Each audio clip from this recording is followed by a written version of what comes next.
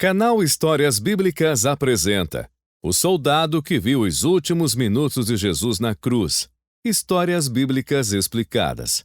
Quando o oficial romano que estava diante de Jesus viu como ele havia morrido, exclamou, e o centurião que estava de frente dele, vendo que assim clamando expirara, disse: verdadeiramente este homem era o Filho de Deus. Marcos 15:39. Os momentos finais da vida de Jesus estão registrados em Marcos 15:33-39. Seu caminho até a cruz foi tortuoso. Fora abandonado, ridicularizado, humilhado e torturado. Agora pendurado na cruz, Jesus dá seu último suspiro. Marcos capítulo 15, versículo 33. É chegada a hora sexta, houve trevas sobre toda a terra, até a hora nona. Marcos 15:33. Seria assim, 12 horas da tarde, e a escuridão duraria até a nona hora, ou 3 horas da tarde. Essa escuridão sobrenatural chegou quando o sol estava brilhando no ponto mais alto, como a lua agora estava cheia. Não poderia ter sido criada por um eclipse, porque a lua não pode intervir entre a terra e o sol quando está cheia. Essa escuridão, sem dúvida, foi provocada pela pronta intervenção de Deus. Flegon, de Trales, e o imperador Adriano dá uma descrição disso. Eusébio de Cesareia, em seus registros de antes de Cristo, cita extensamente Flegon, que afirma que no quarto ano da 202ª Olimpíada ocorreu um grande e extraordinário eclipse do Sol, superando qualquer outro que já havia ocorrido. Na sexta hora, o dia se transformou na escuridão da noite, de modo que as estrelas foram vistas no céu. E houve um grande terremoto em Bitínia, que derrubou muitas casas na cidade de Niceia.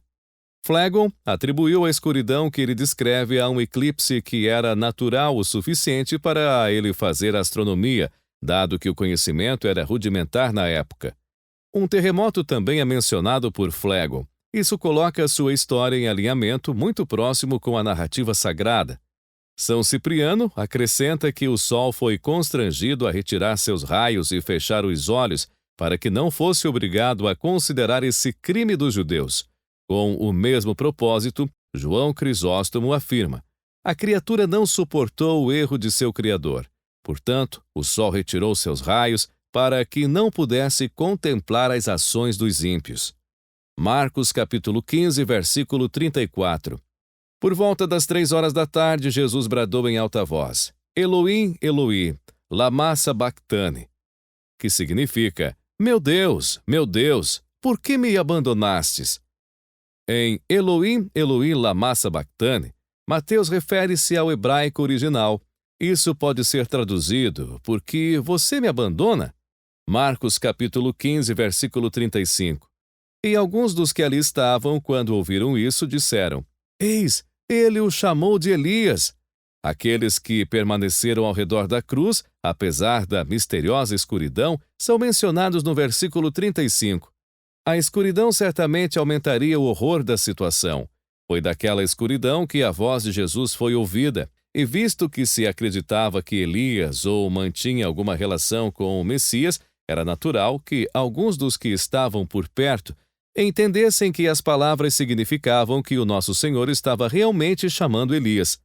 Marcos capítulo 15, versículo 36. Um deles correu, embebeu uma esponja em vinagre, colocou-a na ponta de uma vara e deu a Jesus para beber, e disse: deixem-no, vejamos se Elias vem tirá-lo daí. E Jesus clamou em alta voz e expirou, e o véu dos templos rasgou-se em 2 de alto a baixo. Havia 2 véus, um antes do lugar santo e o segundo antes do Santo dos Santos. O santo lugar corresponderia à igreja, no qual os padres sempre estiveram presentes, e o Santo dos Santos corresponderia ao nosso coro chanceler, a parte mais sagrada do edifício. Este foi sempre mantido fechado e ninguém pôde entrar com o sumo sacerdote. Isso apenas uma vez por ano, no dia da expiação. O véu que foi rasgado e a morte de nosso Senhor foi o que foi colocado diante do Santo dos Santos. Era responsabilidade dos sacerdotes, na noite do dia da preparação, na hora da oração da noite, que corresponderia à hora da morte de nosso Senhor, entrar no lugar santo, onde ele estaria, naturalmente, entre as 2 cortinas ou véus, o véu externo e o véu interno. Seria então sua responsabilidade retirar o véu externo, expondo o espaço sagrado para as pessoas no pátio externo. Então, e ali, para sua surpresa, eles testemunhariam o véu interior rasgado de alto a baixo. De acordo com Joséfo, esses véus ou cortinas eram de imenso volume, pesados e lindamente bordados com ouro e púrpura. Esse rasgar do véu agora significava, primeiramente, a dispensação com seus ritos e cerimônias, pois agora foi descoberto por Cristo, e que, a partir de então, a parede de separação do meio foi derrubada, para que agora não apenas os judeus, mas também os gentios possam se aproximar pelo sangue de Cristo. Mas, em segundo lugar, também implicava que o caminho para o céu foi aberto pela morte de nosso Senhor. Quando superasse a nitidez da morte, abrisse o reino dos céus a todos os crentes. O véu implicava que o céu estava fechado para todos até que Cristo, com a sua morte, rasgou esse véu em dois e abriu o caminho. Marcos capítulo 15, versículo 39.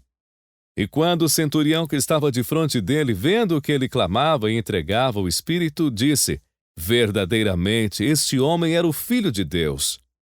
O trabalho do centurião era vigiar tudo e fazer com que a sentença fosse cumprida. Ele devia estar parado perto da crista, e havia algo em todo o comportamento do sofredor que era tão diferente de tudo que ele já havia visto antes que provocou o grito espontâneo.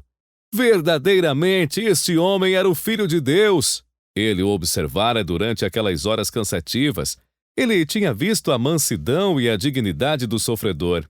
Ele tinha ouvido essas palavras tão profundamente impressas na fé e na reverência dos cristãos que caíam dele de tempos em tempos enquanto ele estava pendurado lá. E então, finalmente, ele ouviu o grito penetrante, tão surpreendente, tão inesperado, que lhe escapou pouco antes de entregar seu espírito. E ele não pôde chegar a outra conclusão senão a de que ele era de fato o Filho de Deus. Em apenas alguns versos, Marcos esclarece que há muito a dizer sobre os estranhos eventos que ocorreram. Mas hoje focamos aqui no oficial romano que admirou Jesus depois que ele morreu. Jesus influenciou as pessoas próximas a ele. O ladrão na cruz reagiu de maneira única a ele. E agora, o soldado que o supervisiona observou que ele é o Filho de Deus. Jesus manteve sua identidade escondida no início de seu ministério. Agora estava claro para todos verem. Como comandante, um centurião controlava os soldados que lidavam com Jesus. Ele participou das provocações e espancamentos dos soldados contra Jesus enquanto o coroavam com espinhos? Pode ser. Ou talvez ele fosse muito respeitável para tais feitos. Talvez tenha sido ele quem deu a Simão de Cirene a tarefa de carregar a cruz de Jesus. Assim que chegaram ao Gólgota, o local da crucificação, os pregos foram cravados nos pulsos de Jesus e ele foi levantado na cruz. Este foi apenas mais um dia de trabalho. Realmente sua função era supervisionar a execução dos infratores por meio da crucificação. Mas em algum lugar ao longo do caminho, Jesus deixou de aparecer para ele como um criminoso comum. Talvez tenha sido a maneira como Jesus se envolveu com os poderes do mundo. Ele nunca implorou por sua vida. Talvez tenham sido as palavras de amor de Jesus na cruz que o comoveram. Talvez fosse a estranha escuridão que cobria a terra. Talvez tenha sido o rasgo do véu. Alternativamente, talvez Jesus tenha transmitido a verdade a esse oficial. Enquanto viajavam pela estrada, algo se agitou na alma desse homem ao contemplar o corpo sem vida de Jesus, o que quer que fosse. Eu o imaginei olhando para a cruz, boquiaberto, enquanto ele envolvia as palavras em seus pensamentos. Esse homem era verdadeiramente o Filho de Deus. Que declaração para um oficial romano fazer! Se algum dos líderes religiosos o ouvisse, eles teriam enlouquecido. Ele havia acabado de passar o dia anterior persuadindo Roma a executar Jesus precisamente porque ele estava blasfemando sobre ser Filho de Deus. Uma coisa é reconhecer Jesus como Filho de Deus enquanto ele está vivo. Pedro reconhece Jesus como o Messias em Marcos capítulo 8, versículos 29 e 30. E ele lhes disse: Mas vós, quem dizeis que eu sou? E respondendo Pedro lhe disse: Tu és o Cristo. E admoestou-os para que a ninguém dissessem aquilo dele. Marcos 8, 29 e 30. Quando Jesus estava vivo, uma coisa era reconhecê-lo como o Filho de Deus, e outra coisa é reconhecer Jesus como Filho de Deus após a ressurreição. Muitas pessoas chegaram à fé, mas reconheceram Jesus como Filho de Deus só quando ele morreu e toda a esperança se foi? Esse oficial romano pode ser a única pessoa que fez tal coisa. Então, o que aconteceu com aquele oficial romano? Não temos ideia. Tenho certeza de que ele tinha muito em que pensar nos próximos dias, especialmente quando se espalhou a notícia de que Jesus ainda estava vivo. Talvez ele tenha percebido a gravidade de seus crimes contra Jesus.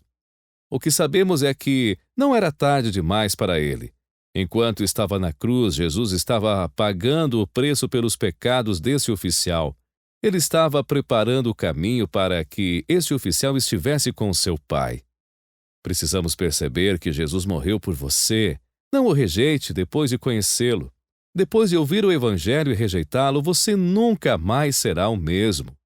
Disse que quando o jovem governante rico rejeitou a Cristo, ele se afastou triste, emocionalmente perturbado, porque quando você rejeita as reivindicações de Cristo, isso é algo muito sério. Será uma hora de decisão para muitos de vocês que o receberam hoje.